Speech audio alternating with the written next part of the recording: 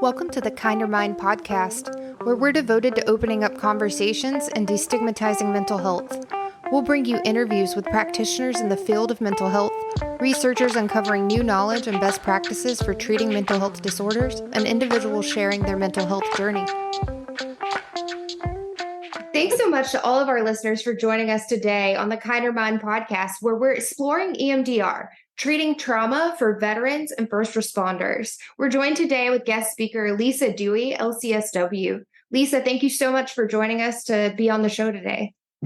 Oh, thank you so much for having me. Yeah, so I feel like I say this a lot lately. I don't know enough about the topic. And I think that might actually be a good thing because I like to learn and I don't like to think I know everything because that's just not who I am. So I will admit I am a therapist that doesn't know enough about EMDR. I have referred clients to EMDR because I know that it is a very helpful thing for folks who are experiencing things like post-traumatic stress disorder and overcoming childhood trauma, things like that. To start, can you tell us what EMDR is? Yes, absolutely. It is such an interesting story. Let me just tell you really quickly. Francine Shapiro, she's since passed on. She developed EMDR in the 80s. Now, I might get the story wrong. I might not. She was either watching, I think she was walking. And when she was walking, she was thinking about something. And then she started to see how her eyes move a little bit. And she figured out that when she was thinking about something and when she was using bilateral stimulation, either by her eyes, that her memories became a little bit less taxing on her. So she figured out, because she's a neuroscientist and she had that training, and she did this is going to strike this, but she did the homeless population, and she figured out this whole 8-phase protocol called the adaptive information processing, where the hypothesis is that memories are stored maladaptively, just in fragments in our mind, and they create obstacles to when we actually reprocess stuff. So EMDR, because of the bilateral stimulation, uses the left brain and the right brain to talk to each other. And so you can actually move memories from the amygdala of your brain, which is that fight, flight, or fear, more to that, I call it the big brain, where you're in the front and you understand what has happened to you, but you also understand that it's not happening now and you can function. That sounds phenomenal. And as you were speaking, I was thinking about how useful that could be for our clients and our folks out there who have those repressed memories, or they still have, like you said, fragments of the memories, but they're causing really awful side effects and consequences later in life. Definitely. Yeah. So what led you to specialize in EMDR therapy? I think so long ago, I think I was just, when it first started to become something that was trained, I just became very interested in it, just because I was very interested in the brain anyway. And then when somebody was like, you can move the memories and blah, blah, blah, blah, I was like, what? Sign me up. And so since then, I've just been not exclusively doing EMDR, but doing EMDR as my main modality. And it just works. And I find that you can be very creative with it once you know it. And it's a very powerful tool. I will say that. Okay.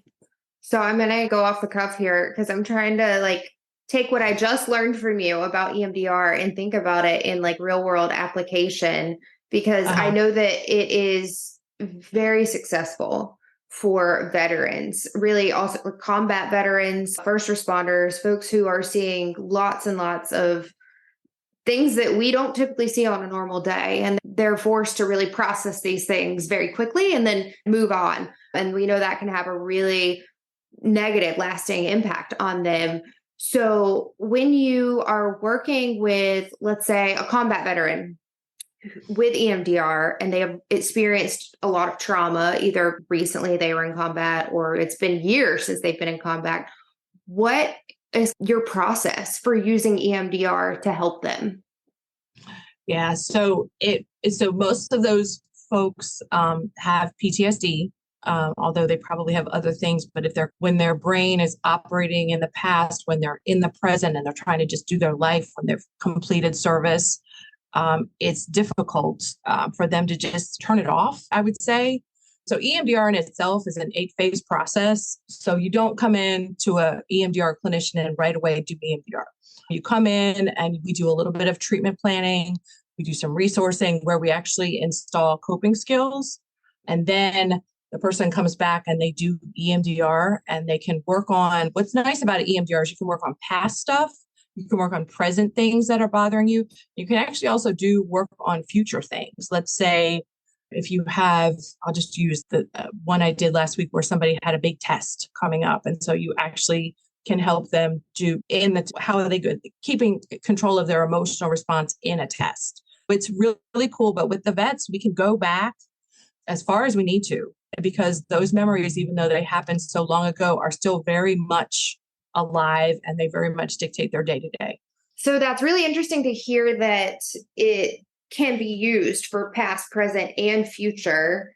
And knowing the trauma that veterans have mostly experienced in the past, and really first responders, they might even be experiencing that right now. And if they're still first responders, they're most likely going to experience that in the future as well. What are some of the unique challenges that veterans and first responders face when it comes to receiving mental health treatment, or even with EMDR? Is there anything that kind of comes along in that process that's a challenge?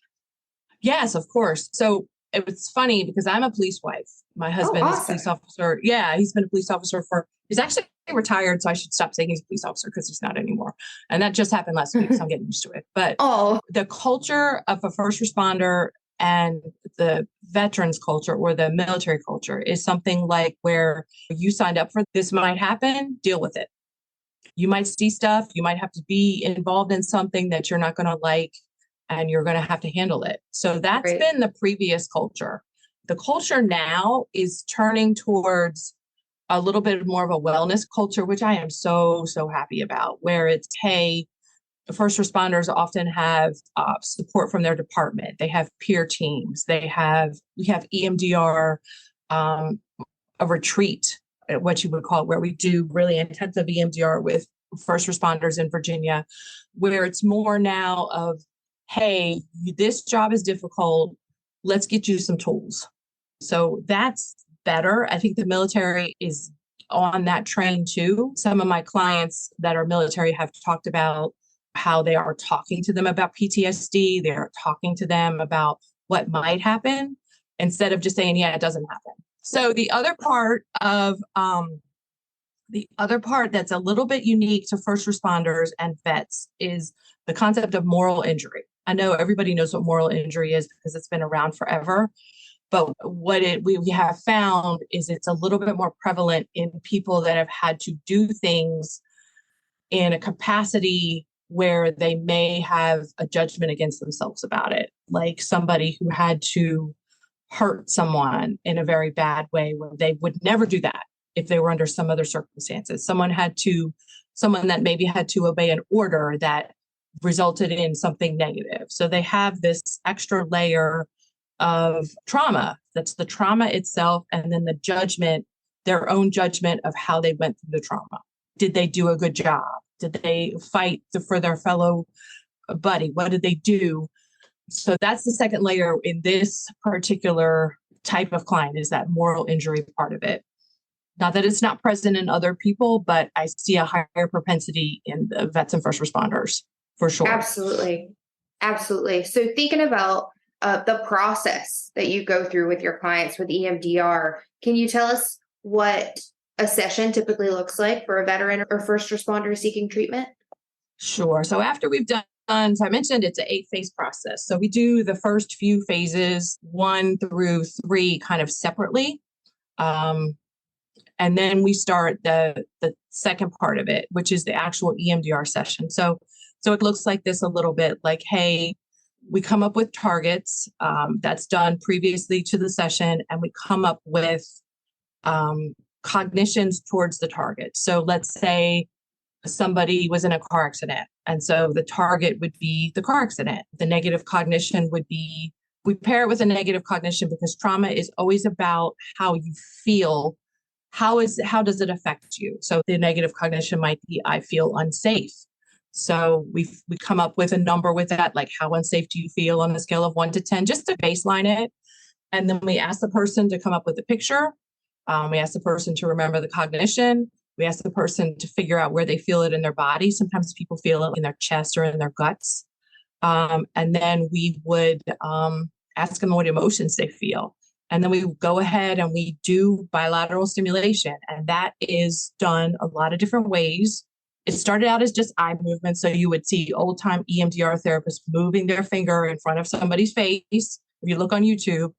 But now we actually have neurotech tappers that buzz left, and then we can do it sound ways. And so any kind of bilateral stimulation where one side of the body is activated and then the other side of the body is activated. So you can tap your knees, you can do butterfly taps. There's all different kinds of ways to do it. I guess they just never changed the word I, because now we do it all kinds of ways. And then we start that, we stop it for a little bit, and then we say, what's coming up?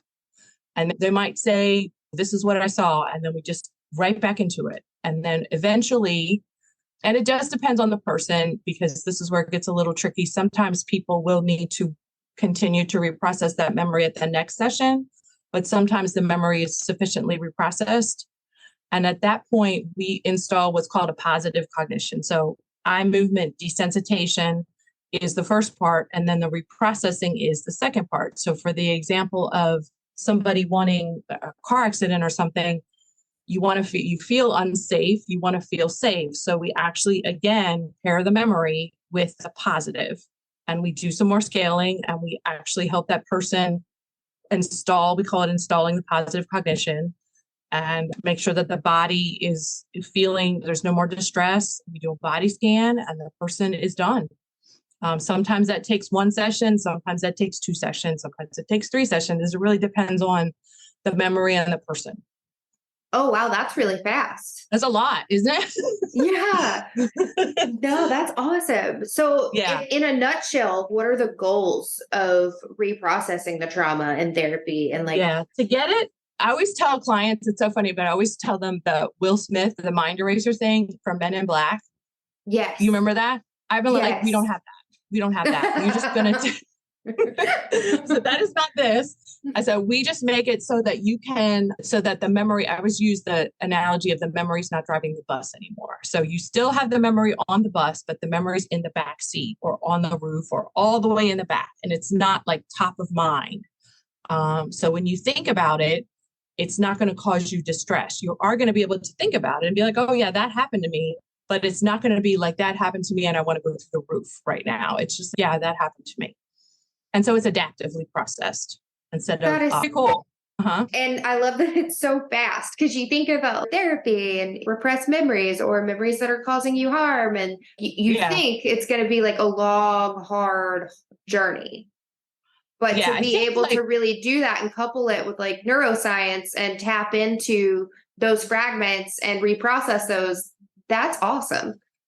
Yeah, I think it's just because that it's always, I'm of the belief that you have to go through trauma, or trauma has to go through your body, because your body stores your trauma in feelings and stuff like that. So EMDR is like a bottom up modality in that your feelings come first, and then you figure out what your feeling is. Okay, that's that thing in my gut. What is that? Oh, that's my anger. So as EMDR does bottom up processing, that's what we're working more towards is getting it out of you that way from almost like your primal brain, because that's where it's stored, and then making more sense of it in more of your cognitive, what is that? The prefrontal cortex, where it's like more, okay, this is what happened to me. I'm fine.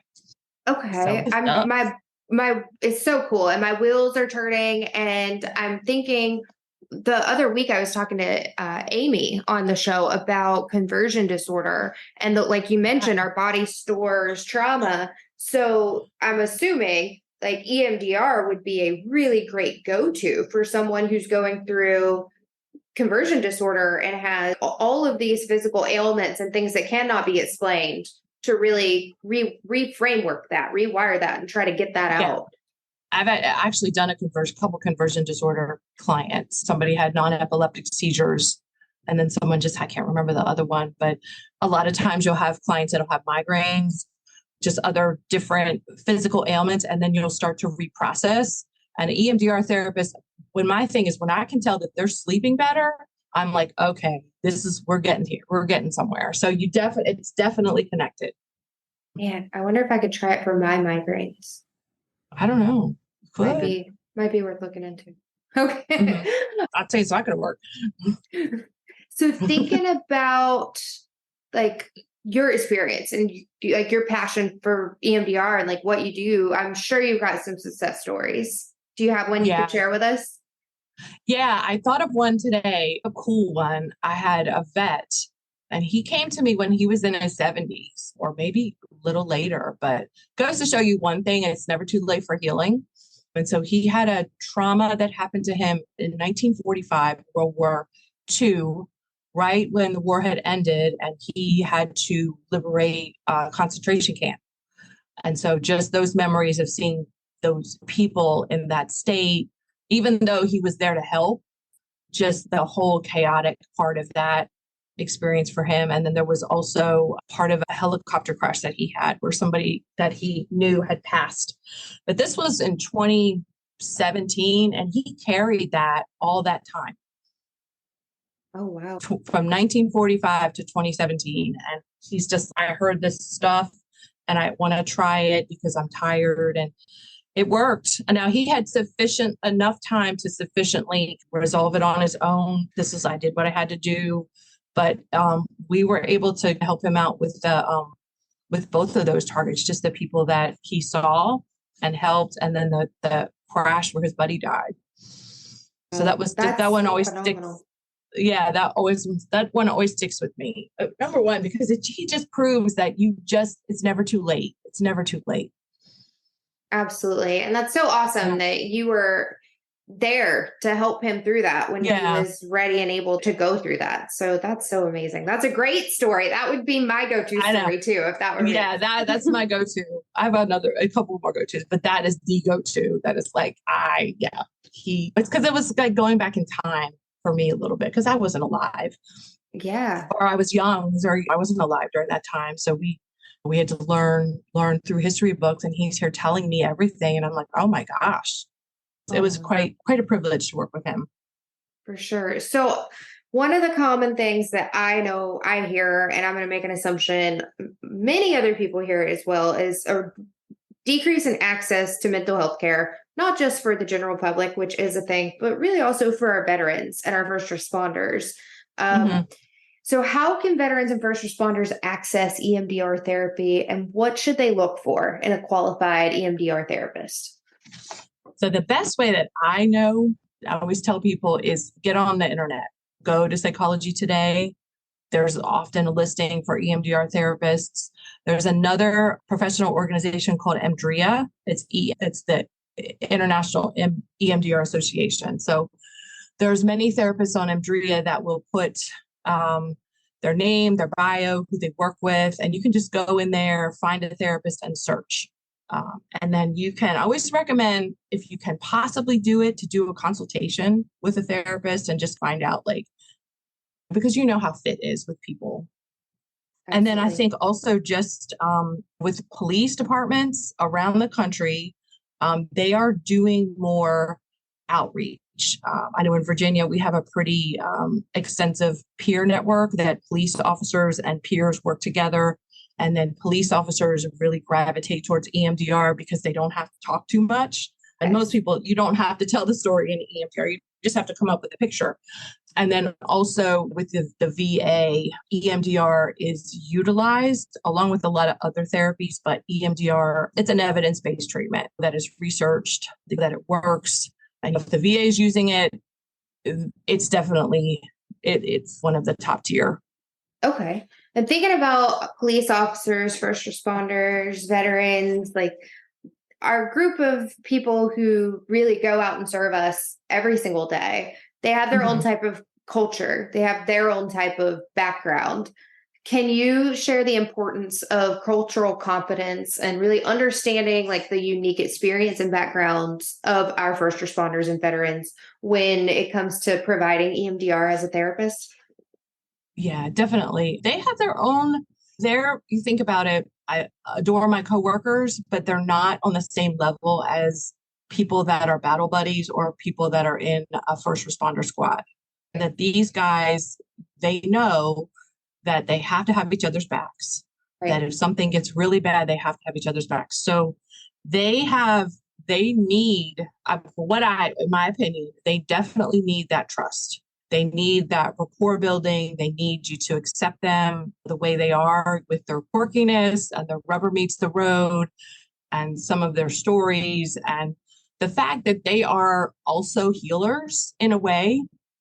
They're just healers, probably with a little bit more authority than a therapist, and that they do want to do the same work that we do, in that we help people. So they want a little bit more acknowledgement of that, and they need a little bit more of a less formal relationship. Expect that they're going to cuss. Expect that Yes. they might come in with their gun strapped to their belt. Expect that you're going to be, they're going to want to get to know you like on a casual level, instead of that buttoned up therapist throwing a lot of DSM diagnoses at them. And they just want to know, hey, can you help me? And how are we going to do this? And then they want to do the work. They're very committed, and they want to do the work. They want to succeed, and they're very motivated, and they're a lot of fun to work with. Yes. It's an honor to work with some of them. They really have been, they're a fun group. They have a lot of trauma, but they're a little self-deprecating. And I'm like, listen, no, don't be doing that to yourself, so Yes. it's cool. I love it. Veterans and first Yeah. responders, definitely one of my favorite populations to work with. Yeah. I love my salty veterans, especially. And like you said, like, Yeah. oh They're a yeah, little they're going to salty cuss. sometimes. I love it. But I do too, because it's like there are no false pretenses. Like, you know who you No. are getting and you know who you are talking to. Like, they are Yeah. just And real people. they want the same out of you. I think it's like they're going Absolutely. to show you who they are. They want to know who you are. They don't Yes. And want, they will call you on your mess. So don't they try will. to pull one They over. sure. They Yes. sure. And I think one of the greatest things about this group of people that we're talking about is that they are helpers and they're lifesavers and they're just selfless. And I think one of the biggest challenges with this group of people is that they are helpers and they are Yeah, lifesavers and they're definitely. selfless. Yeah. So it always reminds me of that situation when you're on the plane and they're like, secure your oxygen mask first. That's not going to happen if you're a first responder or a veteran, because they're just called to serve. That's just what they do. They're going to make sure everybody on that plane has oxygen before they do. Yeah. What if you could stand on a soapbox right now and really inspire someone who might be out there really dealing with trauma that just doesn't have to be dealing with that trauma anymore because EMDR exists, what would you say to that person? Oh my gosh. First of all, I would tell them that they are very brave and very courageous. That's the first thing I would say. Because, that trauma therapy and therapy in general is no joke. It is hard work if you do it right.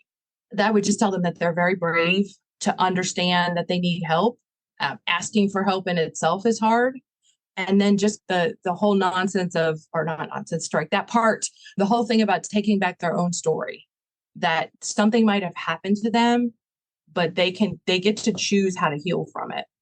And so I would just tell them that they just generally, and I think I would say this to anybody, is that you deserve to be healed. You deserve to live your best life. And part of that, I think, is going through what you went through on your own time and in your own terms. And I think EMDR and other therapies help to do that. Absolutely. And if I could piggyback on that, I would hop on my soapbox and say that it's not admitting that there is something wrong with you. It is not admitting that you are not strong enough and you are not capable of just pushing through and just being big enough to overcome what you've gone through. It's not about being enough. There are things that happen that we are not built or wired to really be able to handle. Right. And we Right. experience these things. So then when those things get stored in our library of experiences, they come up again because they were so horrible and they were so challenging for us to even process. So it's not about admitting defeat. It's not about admitting you're weak. It's about, how do I make what I'm going through go away? Because I don't have the tools to do that for myself because I'm experiencing these things. This tool is out there for you to use. So I would encourage anyone listening who needs a tool to overcome some really crappy stuff that they went through. This is a great tool for that. Because you deserve to feel safe. Absolutely. You deserve to feel safe. Yeah. Absolutely. Absolutely. Thank you so much for joining us today, Lisa, and telling us more about EMDR. Are there any key takeaways or messages that you'd like to share with our listeners?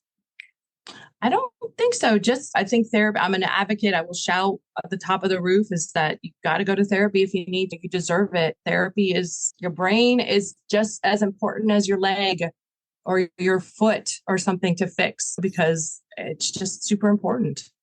Absolutely. You got physical health, you got mental health. They're the same thing, just different parts of the body, and they're both very Yeah. necessary. And I heard that you are in the works planning an amazing conference next year for helping professionals, and that there is an early bird pricing going on right now. Yes, there is. Thank you so much for letting me talk about it. I am in Virginia Beach, Virginia. So there, the Clinician Connection Conference is also going to be in Virginia Beach, Virginia. We have a fantastic oceanfront hotel. And I will tell you that the weather in Virginia in April is very nice. Not too hot, not too cold. Great for beach walking. So the Clinician Connection Conference is just putting together those topics that clinicians really need to learn about: eating disorders, spiritual trauma, working with law enforcement officers, plus some really good speakers to get you motivated to be a clinician and do the work that we do. The website is www.clinicianconnection.net. And we have, as she said, an early bird special. I think it's $250 right now, but I think it goes up in a little bit. So you might want to jump on it. Absolutely. And for those of you listeners who enjoy our Exploring Abuse, Faith, Spiritual, Religious Abuse, and Counseling podcast with Chris Conley, LPC, Chris will be a speaker at this conference. So you'll get the opportunity to meet him. And please mention that you heard him on the podcast if that's your first time hearing from Definitely. him. Yeah, Yes. I can't wait to hear him speak. Yes, it's going to be great. So I'm excited to go. I think it's going to be a lot of fun. Again, Yes. Lisa, it was great spending time with you today, learning more about EMDR. Thank you to all of our listeners for checking out the Kind of Mind podcast again this week. Please stay tuned. Our next episode drops next Friday. Thanks so much. Thank you so much for having me.